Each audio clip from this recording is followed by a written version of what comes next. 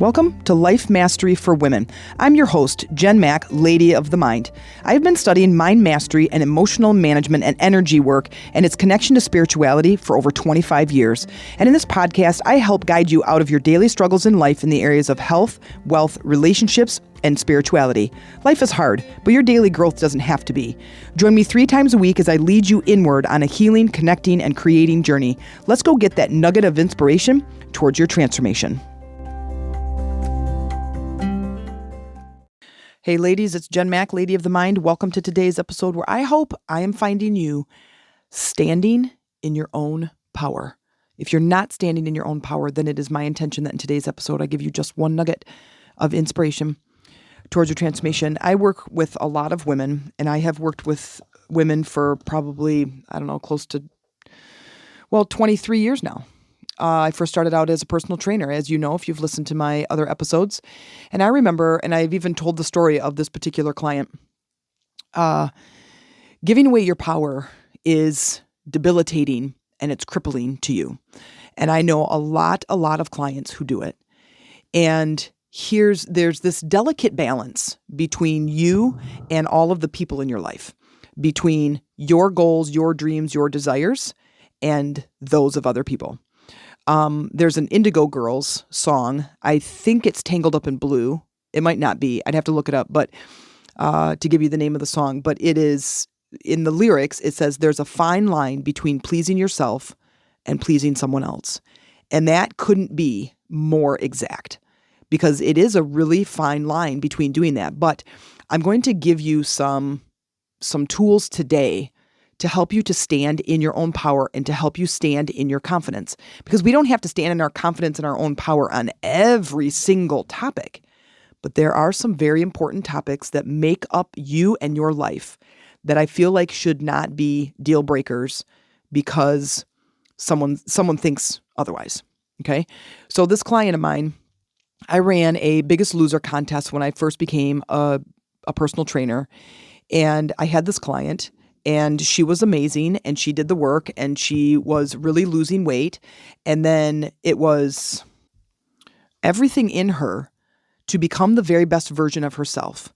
But we did the final, I totally thought she was going to be the Biggest Loser, that she was going to win. And we get to the end of, it was like a 16-week program. We get to the end of the program, and she weighs in on the very last day. And I'm like, wow, I didn't say this out loud, but she had gained weight. It was like 7 or 8 pounds or something. And it was kind of this up and up thing. And so we're done with class, and I asked her to stay behind, and I wanted to have kind of a one-on-one conversation with her. And I said, so tell me what's going on. You were destined to be the Biggest Loser this round. And I'm just curious, what changed, what happened, what was going on in your life? She goes, well, she had 3 kids at the time and is married. And she's like, well, my husband in his loving support, wanted to, quote, support me in this endeavor of losing weight and getting healthy.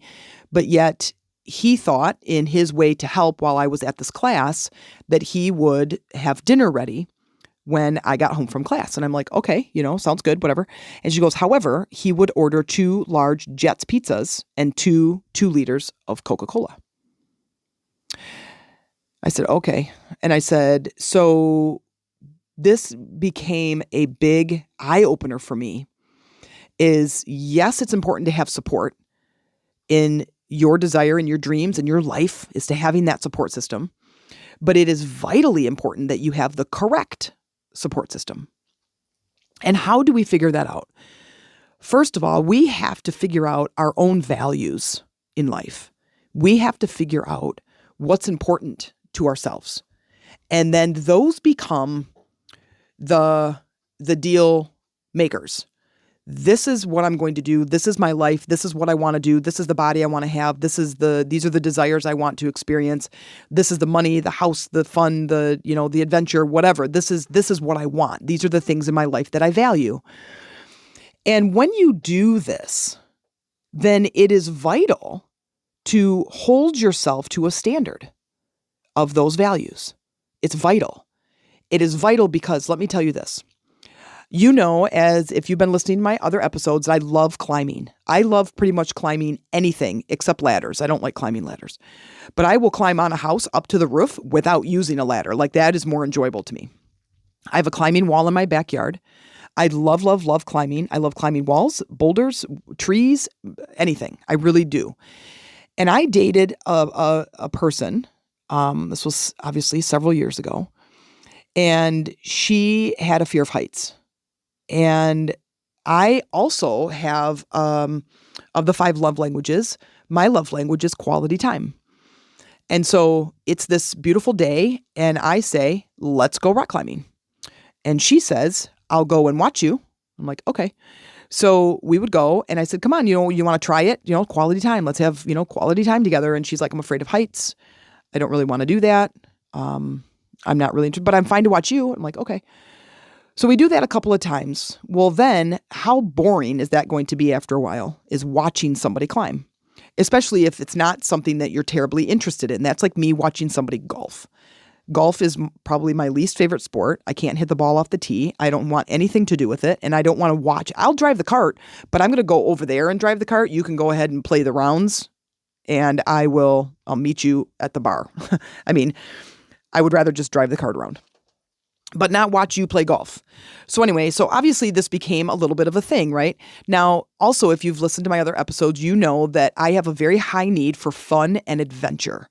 I love new things. I love learning new things. I love building things. I love going on adventure like driving or hiking or biking, kayaking. I love that kind of stuff, right? Going to new places, but not like where there's lots of people, okay? Like I don't want to go to parties all the time or anything like that, but like new endeavors. Anyway, so if you know that about me, rock climbing really fulfills that need in me. So I'm at home, she's at home, it's this beautiful day, and I'm like, hey, I'm going to go rock climbing. Do you want to go? And she's like, no, I think if that's okay. She goes, I think I'll stay here. So I would go, and I would go a couple of different times. And then I just felt kind of guilty. I felt like maybe I shouldn't be going, that maybe we should do something together. And so it started to lessen. It started to weigh on me that I should not climb, that I'll stay home. And I'm like, okay, do you want to do something? She said, oh, no, not really. I just, stay here. We'll watch TV or whatever. And I'm like, I don't know about you, but I love watching adventure, like action adventure movies because it's adventurous. But that gets old. I want to move my body. So that got old. And then what ended up happening is I stopped climbing and I would stay home. And now kind of do whatever she wanted to do, which her to do wasn't much. It was TV, it was maybe TV, maybe a movie, but it wasn't much. Well, that began to build this bitterness inside me. And I remember going for a long drive, and I went up to the Mackinac Bridge, which is the bridge in upper northern Michigan that connects lower Michigan to the upper peninsula. And it's a beautiful, beautiful bridge. And it's about 2.5 hours or so from my house. And I would drive up there as an escape, and I would, stay, and I would hike these trails, and I would walk around in Mackinac City, which is just like this really small old town, kind of a little, it's like a village. It's like a little shopping space. And I would wander around. And I remember wandering around there and going, you know what? This is my life. Like, I don't know how many years I have on this planet. And it could be today, could be my last day. And I don't want my last day on this planet to be, I've given up rock climbing. Like that made me sick. Even saying it right now makes me feel like I want to cry because I love it so much. Somewhere in there, I made the decision, I am going to get back into climbing, and I'm going to climb, and I'm going to climb, and I'm going to do it, and I'll just make friends doing it. If she doesn't want to go, that's up to her. This is her life. This is my life, and we have a life together, right? So I decided to get back into rock climbing. Now, fast forward. When we get to the end of a relationship, because obviously this relationship ended, when we get to the end of a relationship, it was important to me to evaluate my life before I moved into another relationship. And I remember thinking, you know what? It is really important for me to have fun and adventure. And so therefore, it is important for me to find a partner who will do those things with me, who will enjoy a little fun and adventure, like climbing. They don't have to climb. Like, don't get me wrong. They don't have to love it. They don't even have to like it. But let's at least create some unity in, if that's the right word, unison in our relationship, that we can meet those needs together. Oh, okay. You like kayaking? Fine. I like hiking, biking. You can do all those. Great. I'm going to go rock climbing a little bit over here. If that's okay, you can come with me or not, or, whatever. But that was such a high point in my life that I wanted to keep doing it. And the problem when I gave my power away, and when I gave my power away, that just meant that I let somebody else dictate or make the decision for me if I go or not. And then you're like, wait, Jen, wait. She didn't tell you couldn't go. No, but because I value the relationship and I have this high need for quality time, it was important for me to spend time with this person. And this person didn't want to do the same things that I wanted to do. So I chose to stay home. They weren't going to come with me. So I figured I would stay. So I gave my power away. I gave my power to her and let her dictate, let her allow me to feel guilty or bad about myself for this choice. And therefore, I ended up creating resentment and bitterness because remember, self-love and self-care fills our bucket.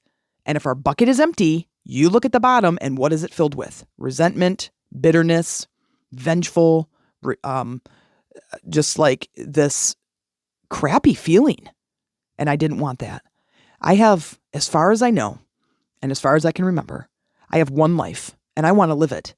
And it is important to me for self-growth, for learning, for freedom, fun and adventure, quality time, and for me to surround myself with people that allow me to be the best version of myself, but will also help me grow.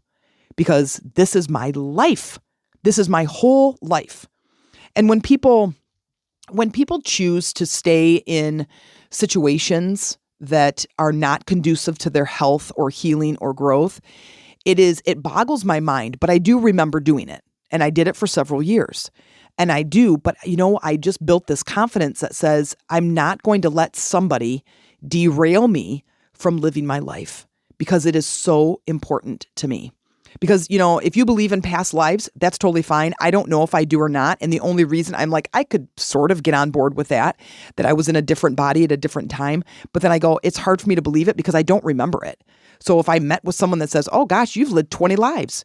And then she starts to tell me all these lives I've lived. I'm like, I don't know. I don't disagree necessarily, but I don't remember them. So it's really hard for me to get on board with it. And if I don't remember them, then I'm going to say the one I'm in right now is the only one I have. And I want to live it to the very, very best. And I'm encouraging you to do the same thing. Live your life to the very best. Now, here's the steps. Here's what I would recommend. The first thing is to get to know yourself better, is to get to know yourself on a level that you find these things that you value. And then you experience life through those values. For instance, I value health. I've got one home that I'm living in. This is my physical body. It's my one home that I'm living in. And if it doesn't feel good, I don't feel good, and nobody around me feels good, right? I want to enjoy my life, and therefore I need to enjoy the body that I'm living in. So health is number one. My physical body and how it feels is number one to me. So I want to surround my people. I want to surround myself with people who also value health, right? So do you value health? And then are you surrounded by people who also value health? People that will support you. Like this client I had, obviously her husband, I shouldn't say obviously, but at the time her husband did not value health. And so he wasn't working out, he wasn't losing weight, she was, and all of a sudden, he's supporting her with food that is terrible or addictive food that was problem food for her. And we need to have that support. We need to have that ongoing support. So finding out what your values are and then going, okay, let's figure out my values. Let's figure out what those are. And we do this in my group coaching program is we figure out our values and then we compare our values to each other. So you get down to, let's say, 10 values. We compare the values to each other. And how many, or not how many, but, and then we put the values in order of importance. So I would have thought, because I spend so much time working on my business, I would have thought that abundance or prosperity or freedom of business or whatever was going to be number one. Well, on my list of 10 values, it's like number 7. It's like number 7. Health is number 1. Quality time with Amy is number 2. Quality time with the family is number 3. Health is number 1. I would not have guessed that. It puts it into a great perspective for me. That means that when I get up in the morning, I need to focus on my health. I need to focus on, what am I eating today? What am I doing? How am I moving my body? What meditations am I going to do? What am I going to do to keep and optimize myself to this creating this person of health? Okay. And we have to do that. You can't wait till the end of your days to start a workout program. You can't wait till you go to the doctor, that tells you you have diabetes or heart disease to start eating better. The fuel for your body is what makes all the difference. Okay. Now, I'm not going to get into a nice nutrition, or exercise podcast for you today, but figuring out your values is huge. And here's what you can do. Get out your journal, go to Google and type in core values list, and you will get a list of, 150 words. And they're just random words, and you can print that list off, and then you take a pencil and you circle the values, the things that mean something to you. Then you condense that list. Like if you have abundance and prosperity, to me, that means very similar. It might not be to you, but that's okay. But to me, that means the same thing. Which word do I like the best? I like abundance better. So I'm going to circle abundance, and I will take prosperity off the list. Okay. So I would suggest you do that. Then you get all the way to the list of 10. Let's say you have 10 values, is that now you compare each of the values to each other. So you take number 1 and then you compare it to the other 9 values. Number 1, so I compare the random list, number 1 to number 2, which one is higher? Oh, number 1 is higher. Okay. Number 1 to number 3. Ooh, number 3 is higher. And you start to put them in order, and you can tally mark them or create a score, but I think you'll get the idea of what I'm saying. What it's going to do is create another list with the same 10 that are in order according to importance. Okay. Now, when you have that list now according to importance, is you start to shift your thinking, your day-to-day tasks, your weekly events, your monthly focus to fulfill those values. And what does this do? This puts you in charge of the things that are important to you. If health is important to me, and let's say it's not to Amy, and I go, okay, I'm going to go for a walk, or I'm going to go work out, and she's like, okay, I'm going to order pizza. And I'm like, okay, I have to make a decision in that moment. I have to stay true to myself and stay true to my values. Now, what does that mean as far as support goes? Well, if in my household I don't have the support for my values, then I best find support somewhere else. Doesn't mean you run off and get a divorce. Now, maybe that is the case, not saying, but maybe that is the case for you.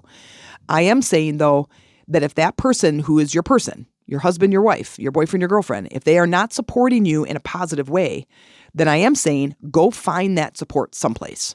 Now, what I'm hoping to create and what I'm beginning to create is a community of support, whether in our Facebook groups or whether in my group coaching program, is creating that support system that you might not have it with your husband, your wife, your boyfriend, your girlfriend, but you have it in our group. So if this is something that's interesting to you, if this is something that sounds like you might value this kind of a community of support, then please reach out to me via our Facebook group or send me an email at themeditationroomtc@gmail.com. Says, hey, Jen, I'm interested in your group coaching program. And then I will just set up a call with you, a conversation, and let's just have a talk. Let's just talk and see how I can support you. Okay. It is so important that you have people around you that support you in the things that you value in your life. Now, that is one thing first, and I know I drilled that one home, but to find your values, figure out your values, and start living your life according to those values. That is number 1. Number 2, it is always self-care, taking care of yourself. Because there were times where I'm like, oh, I'm just itching to go for a bike ride or go for a walk or a run or go exploring or go rock climbing or something. And my current girlfriend, not my current girlfriend, but that girlfriend at the time didn't want to go, that now I'm just going to sit around and watch TV. By the end of the night, it's time for me to go to bed. And now I can't sleep because I haven't moved my body. I haven't exhausted. I haven't emptied my energy tank. So I'm now like wide awake. And now who suffers? She's sound asleep. I'm wide awake. Right. And so I think that I know it is important to create that thing for yourself. Self-care.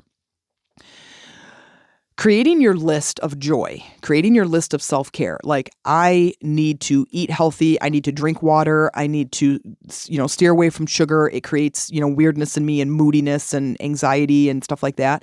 I need to eat this way. I need to work out. I need to go on adventure. I need to have quality time. Like, these are all my values. And so now from those values, I'm going to add how do I fill those values? So when I talk about health and fitness, what does that mean to me? Well, yeah, that means, coming downstairs and working out in my gym, but it also means walking the dogs. And it also means going for a swim. And it also means going to the gym and rock climbing, right? It also means kayaking. So I add those things to my big list of self-care, and I go through my values and I add these different activities. And it's amazing that then on a weekly or monthly basis, as I flip that book open and I look at those things and I go, you know what? These are the things I'm going to put on my calendar for this month. I'm going to go rock climbing on this day and this day. I'm going to go bike riding. I'm going to go kayaking. I'm going to go, and I'm inviting people. I'm inviting Amy to go with. I'm going with my dad. We're going to go over here. We're going to, I've got some friends at the climbing gym, so we're going to go do that. So I'm surrounding myself with that support, but I'm also creating that list. So when I am putting in my calendar, so I can keep my values high on the list and I can start to live my life in the present moment, I'm pulling things from the list of things that I value. Okay? So important. Also, the next is when you are deciding something, when you're making a decision about something, I don't know, whether you want to take a job or you want to move or I don't know, whatever some big decision is to get clear about the decision for yourself first. Why do I want to do this thing? If I'm going to switch jobs, let's say, if I'm going to switch jobs and I haven't talked to Amy yet, let's say, and I want to switch jobs, I want to get clear, what is it that I want? And the reason I want to get clear is I don't want someone talking me out of it. That's another way that people can I want to say steal your power, but that's another way that you can give away your power. It's also another way to decide if the decision is right for you. So let's say I'm like, oh, yeah, I want to take this job. Like, this sounds really fun to me. It's good money and it's weekends off and it would still be great and whatever. And then I go to Amy before I've really checked in with myself or built any confidence. I go to Amy and I go, hey, I'm going to go take this job. It sounds really fun. She goes, for you? That job sounds terrible. And I know somebody who worked there and it was an awful job. And now I'm sitting back and going, oh, now I feel doubt when before I was excited. And it's hard to come back from that, especially when you're talking with someone that you trust. Sometimes my mom could have been like that, where I was taking these jobs that were high dollar and it was this amazing, a lot of freedom and some travel and whatever. And I'm like, oh my God, it's so exciting. And she like completely knocked me right off of my high horse or my pedestal or wherever I was standing. I was so excited. And I'm like, now I'm all suspicious, right? So here's my suggestion. When you are making a decision about something is to first sit with the decision within yourself. Gain the confidence, the understanding, get the eye-opening, like, do I want this thing? How do I want this thing? What's the reason I want it? And sit with it. Make the decision in your mind and then feel how it feels. Just you making the decision within you. How does it, like, no, I think I do. And even if I only have the job for 6 months, it doesn't matter. I want to make this decision. Okay. Then if I go to Amy and I say, here's what I'm doing.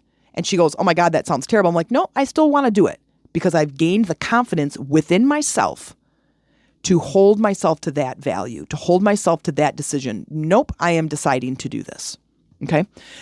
That is a huge way to maintain your power, is to sit and be within yourself. It also improves your intuitive abilities to connect to the higher version of you that can see those perspectives, that can see those decisions that you make and go, this is a good decision for you because you're going to learn this skill and that skill is going to be applied down the road here that you're going to want. So these are some ways that I think making yourself more empowered and letting others not dictate, not be in charge of your life. Now, this doesn't mean every decision. You're like, oh, you know what? I'm okay with whatever we eat for dinner tonight. So you, Amy, you go ahead and decide. That's not at all what I'm talking about. I mean, the decisions that are important to you, the values that are important to you, those ones become deal makers. I am not wavering on this. I am not going to let somebody, and that somebody could be Amy, let's say, I'm not going to let Amy now talk me into all these terrible foods, and she's going to come home with 2 large jet pizzas and 2 liters of Coke and say, this is what we're having for dinner. I'm going to go, that's what you guys are having for dinner. But that's not what I'm having for dinner because I value my health. Now, I don't say that necessarily. I mean, she wants occasionally, yes, we do eat pizza. We do not drink Coca-Cola, by the way, but occasionally we do eat pizza. But we are very aware and very conscious of when we're eating, how much we're eating, how we take it in, what we do the next day, so we teeter-totter. So we do enjoy ourselves. We do enjoy food. And there are times we're like, okay, we gotta snap this up because we're starting to feel yucky. And we check in with our body. And we check in with what's important to us. And longevity and healthy longevity on this planet is exactly what I'm after. I don't want to die tomorrow. I want to build my business. I want to have this space. I want my big visions that I have for my business and my coaching program. I want those to come into fruition. I want to see my kids graduate from school. I want to support them, when they go to college. I want to, have grandbabies. I want all that. But I want to have a body that I feel good in. And so health is number one. So drinking a bunch of Coca-Cola and eating a bunch of pizza, I know for a fact that is not going to make my body feel good. And if I don't feel good in my body, I'm crabby. And nobody wants to be around me when I'm crabby. So these are just things that I came up with that I think can really help put you in a good position in your life. Because isn't everything about going inward, understanding yourself better, living from a place of giving yourself that importance, feeling that level of, you know what, I'm important and I deserve to feel good. I deserve to be supported. I deserve to have a wonderful, amazing life. And here's some things that I thought would be able to help you. So I hope this finds you well. If you are looking to be a part of my community, I would love to hear from you. So send me an email, themeditationroomtc@gmail.com, or come into our Facebook groups, either Lady Rising on Facebook or Chakras for Beginners. And when you're answering those membership questions, just say I'm coming in through the podcast, and then send me a message or make a post that says, hey, I want to have a conversation with you, because I would love to figure out a way, if this serves you, I'd love to figure out a way for me to be able to support you in your life. So have a very good day. Get out your journal, go print that list of core values, and start doing the work to take your power back today and become empowered. I'll see you next time. If you enjoyed this show, please consider making a small donation. This helps me to continue creating powerful episodes for you each week, but also you become a bigger part of changing the world by changing yourself one episode at a time. By investing in my show, you are investing in yourself, your life, and your planet. And by elevating yourself, you are elevating others around you. And I thank you.